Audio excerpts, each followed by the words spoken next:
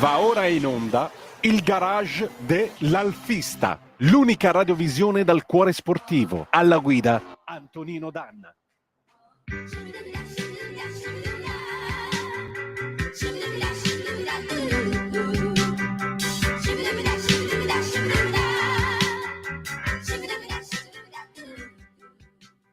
Antonino, a te la linea.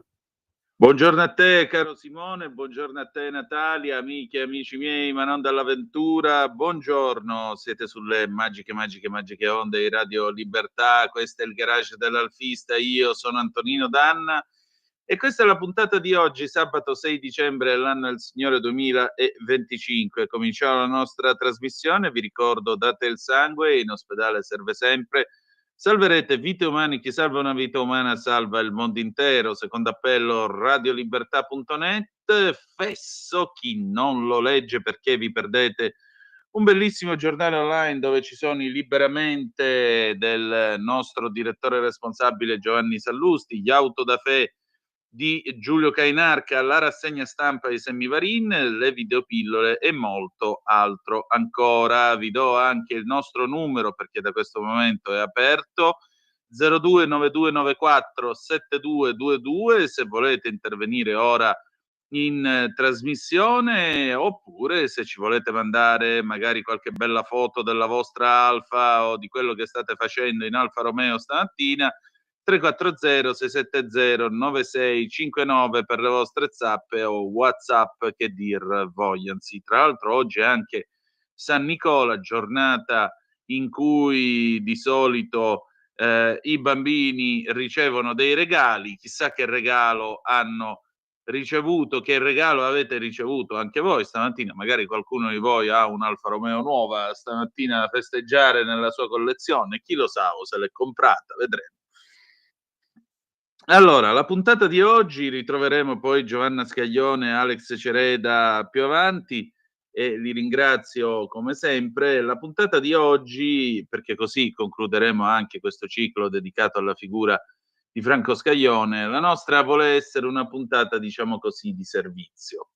Una puntata di servizio perché oggi è il 6 di dicembre e tra 15 giorni entriamo nel pieno dell'inverno. Quindi vogliamo ricordarvi un po' di manutenzione da fare per affrontare la stagione fredda. La stagione fredda significa uno sforzo maggiore, specialmente all'avviamento per il motore, e significa anche la necessità di trattare i motori, che comunque sono dei motori robusti, non dimenticatevelo mai, di trattarli con una certa delicatezza proprio in virtù del fatto che le temperature fuori si abbassano e diventano molto rigide.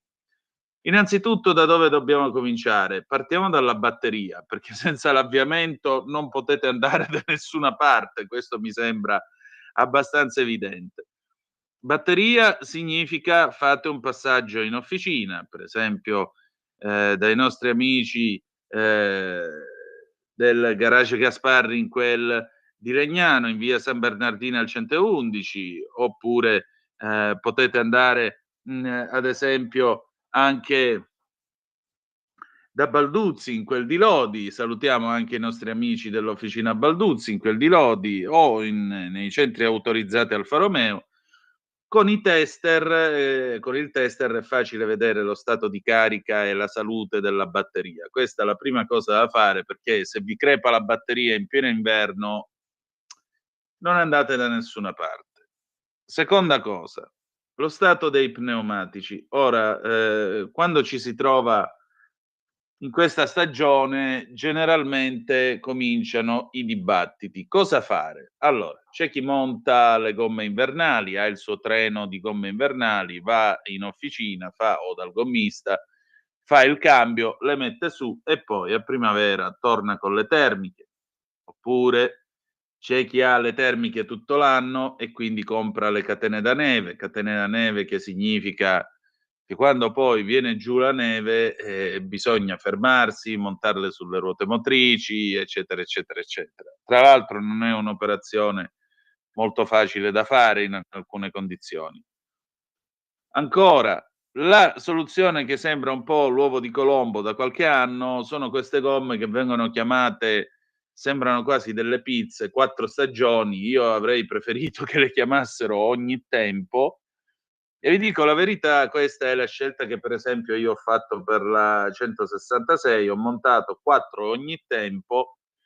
Sono delle gomme che coniugano sia la capacità, insomma, di tenuta di strada delle termiche, ma anche un battistrada scolpito in maniera tale, un po' come le gomme invernali, che garantiscono una certa presa e potete prendere tranquillamente l'autostrada senza paura che vi facciano multe di vario genere, quando ovviamente subentra l'obbligo di catene a bordo. Sapete che in alcuni tratti autostradali c'è apposita segnalazione che vi dice dal 15 di novembre al 15 di aprile pneumatici da neve oppure catene da neve nel bagagliaio pronte per l'uso.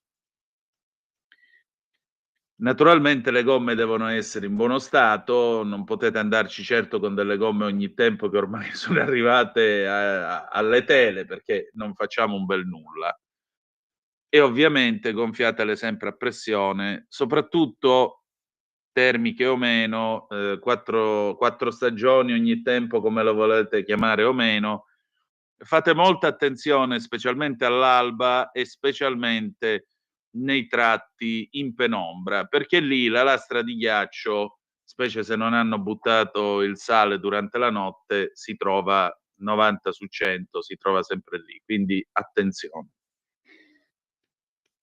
Altre cose da dire: lo stato dei freni certamente, ma in particolare quello che, viene messo, diciamo così, sotto stress nel periodo invernale, la lubrificazione. Quindi ci vuole un buon olio che sia 10 V40, dai, che va da -10 fino a 40 gradi di temperatura esterna, o eventualmente potete scegliere una gradazione diversa.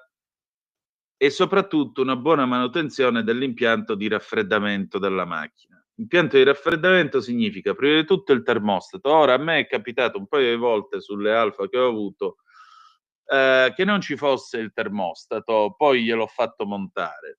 Perché? Perché tante volte magari è messo in una posizione infelice, devi smontare mezzo motore e così via.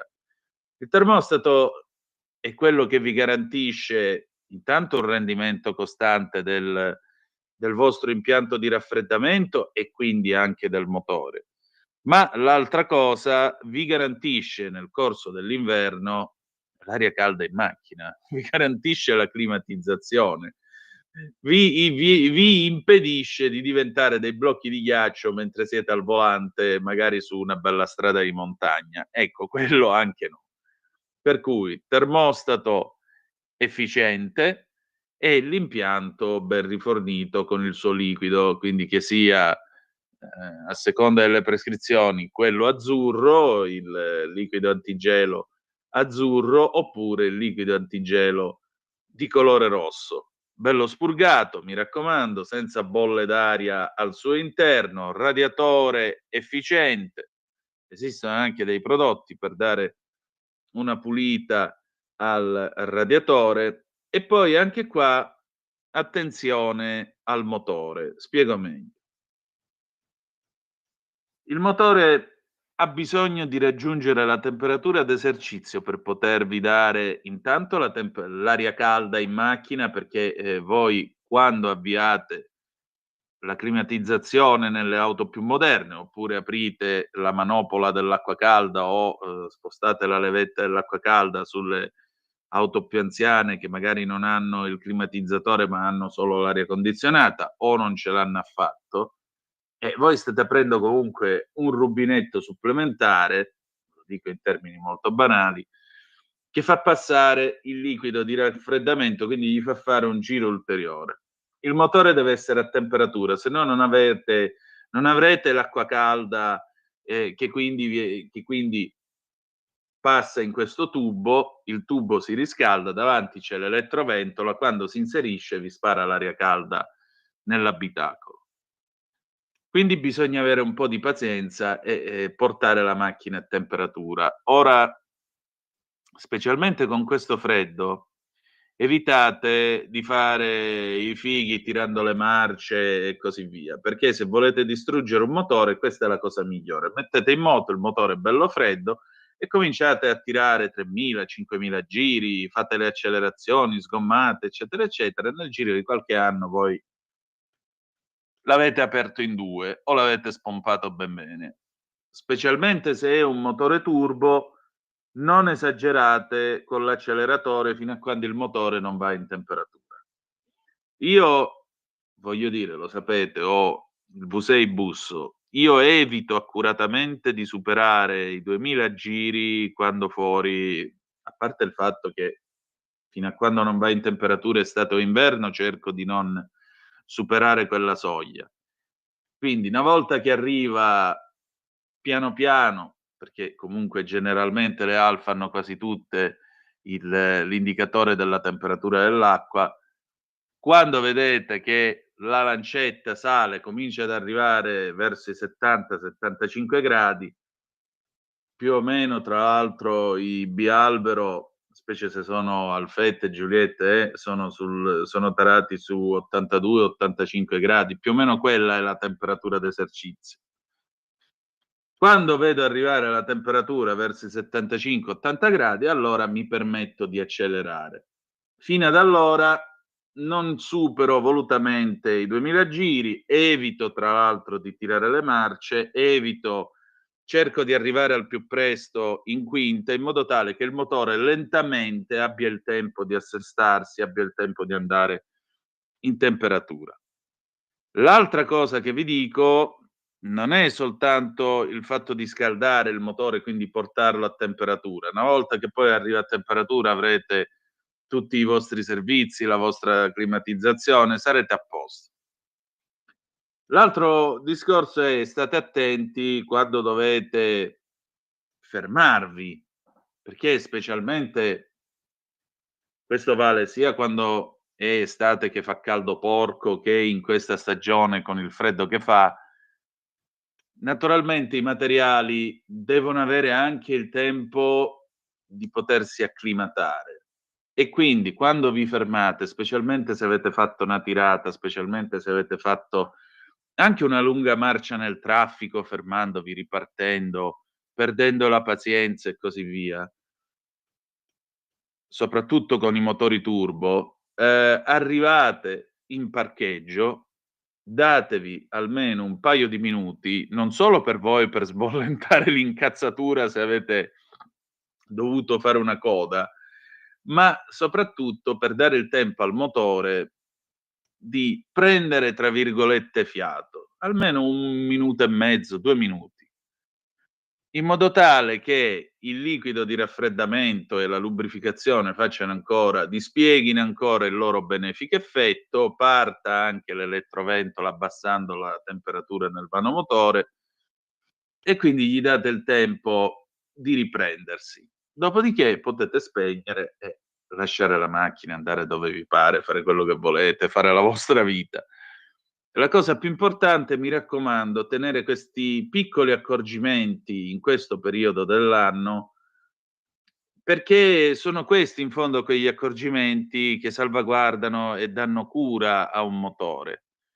Ovviamente se è una macchina a carburatore, state attenti quando mettete in moto, partite con l'aria, non vi dimenticate l'aria tirata, primo perché consumate di più, secondo perché, potete imbrattare le candele e così via. L'aria, una volta che sentite a orecchio il motore che si sta assestando, una volta che vedete la temperatura che comincia a salire, la levate e la macchina dovrebbe andare tranquilla, senza strappi e senza problemi. Quindi mi raccomando anche un occhio alla carburazione, un occhio ai filtri, al filtro dell'aria. Molto spesso non ci si pensa, ma specialmente in questa stagione il motore ha bisogno di respirare bene, quindi occhio al vostro filtro dell'aria, se del caso cambiatelo in modo tale che la macchina vada più tranquilla.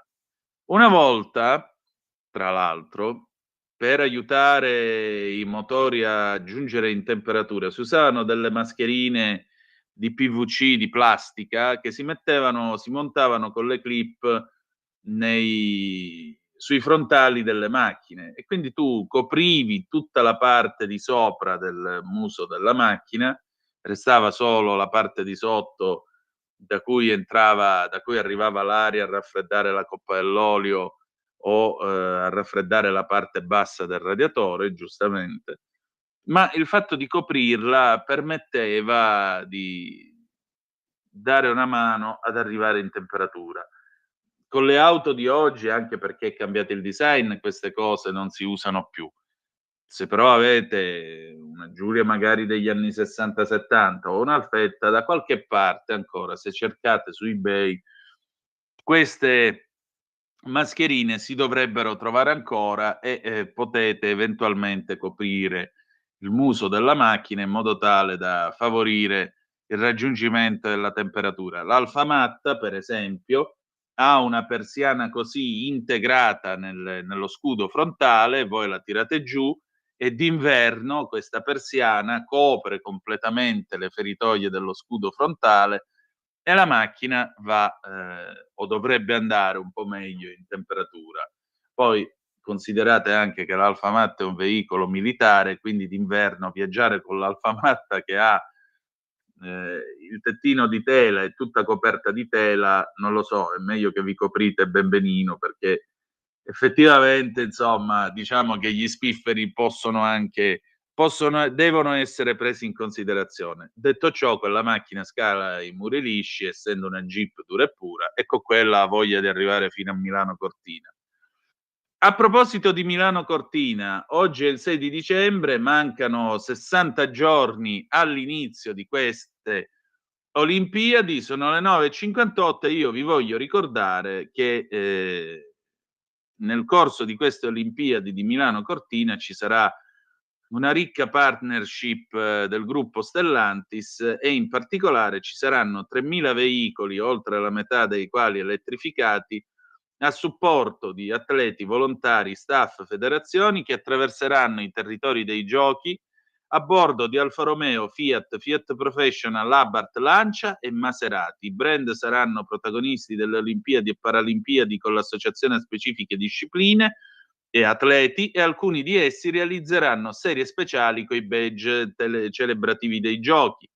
L'Alfa Romeo, per esempio, ha realizzato le serie speciali di Junior Rettonale edizione Milano Cortina 2026, che hanno dei dettagli di stile inedito e materiali di pregio, con un'estetica ricercata, dotazioni complete che le posizionano nel cuore del segmento premium. E se ci avete fatto caso, la fiamma olimpica al Quirinale è arrivata con un bel Alfa Romeo Stelvio, scortata dai corazzieri. Questo, tanto per dire, vorrei ben dire, il marchio che esalta più di tutti la sportività italiana, giustamente ha trasportato la fiamma delle Olimpiadi di Milano Cortina. Permetteteci un legittimo moto di orgoglio. Bene, sono le 10, noi terminiamo qui la nostra trasmissione, vi ringrazio come sempre, appuntamento martedì perché l'8 di dicembre per l'Immacolata non saremo in onda alle 18:05 trattabili con Zoom, oppure ci ritroviamo per Santa Lucia il 13 di dicembre, sempre alla stessa ora, con il garage dell'Alfista. Grazie a tutti e buon weekend. Un saluto. Avete ascoltato il garage